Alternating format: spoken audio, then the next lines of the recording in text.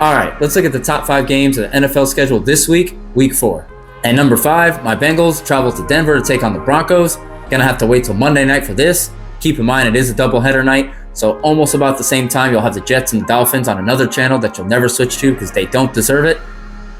Moving on, another challenging defense to play again for Cincinnati. If you didn't see them last week against Minnesota, it was probably because the game was over in about 2 or 3 minutes. Don't even look back at it. Denver at the moment is 1-2, so it's not as though they're unbeatable, but they do look good overall. Both their losses coming in very tight games. They're still one of the better defenses in the league. Bo Nix can do all kinds of things, both with his arm and his legs. If I was a betting man, I would take Denver, but I'm a Bengals fan, so I'm going to roll with my team.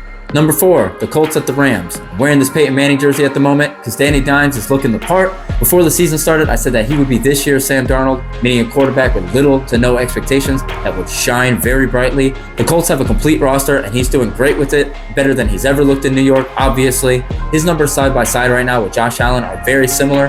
That's how well he's doing. Keep in mind, the Colts have only punted 1 time in the first 3 games. That's an NFL record. And on the other side, the Rams, they have a lot of good things to be positive about. I thought they would win the division. I'm going to stick with that. This should be a very close, high-scoring game that I'm very excited for. I'll take the Rams to win it, but I can't wait to see what happens. Number 3, the Ravens and the Chiefs. I should be stale and done with this matchup because it's all the NFL likes to talk about anytime the two play each other. Patrick Mahomes, Lamar Jackson, so it is warranted. Mahomes 3-1 versus Lamar Jackson, but with a lot less help on the offense with Xavier Worthy, probably not likely to play this game. That's unofficial. But the biggest question mark isn't going to be Lamar Jackson, and if they fold, as they always do in the fourth quarter, it's going to be whether or not Derrick Henry can hang on to the ball. Once again, fumbling in a key moment last week. He's getting very frustrated with that. I don't think it'll be a long-term problem. I don't think he'll fumble in this game as well, but we'll see. Either way, Ravens and Chiefs is always going to be a mainstream highlight game. I don't really care because I hate both teams, but it's worth watching.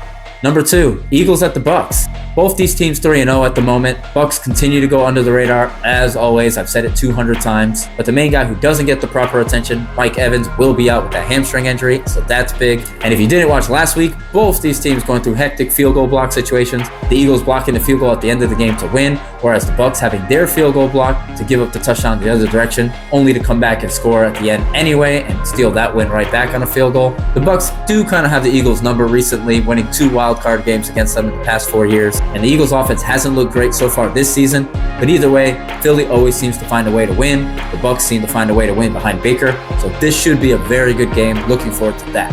And number 1, the obvious mainstream game of the day, Sunday night, Packers at Cowboys. Micah Parsons returning home. A little bit of a sting for Dallas because CeeDee Lamb will miss the game due to injury. Hate to see that. Really wanted to see everybody there. Micah Parsons' first game against his former team since the trade. First time back in Dallas. The Packers' defense has looked great so far this season. The offense, not so much. Jordan Love not making that extra step as I thought he would so far in this season. Still plenty of time, not out on that yet. I still think the Packers can be true Super Bowl contenders by the end of the season, but we'll wait on that. This entire situation is setting Dak up for failure, but I think this is a great opportunity for him to shine, though he probably won't. You don't have your best receiver in CeeDee. You do have Pickens, who you brought in to kind of be a secondary guy, who will have to be your number 1 this week. You're going up against your former best pass rusher and teammate, and even though you're at home, nobody's going to have you favored. If Dak can show off and win this game here, it'll be a great reset for this team. They got the Jets and the Panthers after this, so it's a great opportunity for them to reset. Unfortunately, I don't think they will. I'm going to go with the Packers, but I'm just looking forward to the energy behind this.